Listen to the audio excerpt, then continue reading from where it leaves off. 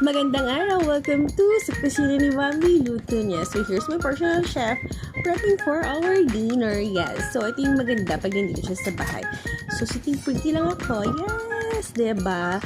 Disney princess. So, lalabas na lang ako sa room. Kakain na lang.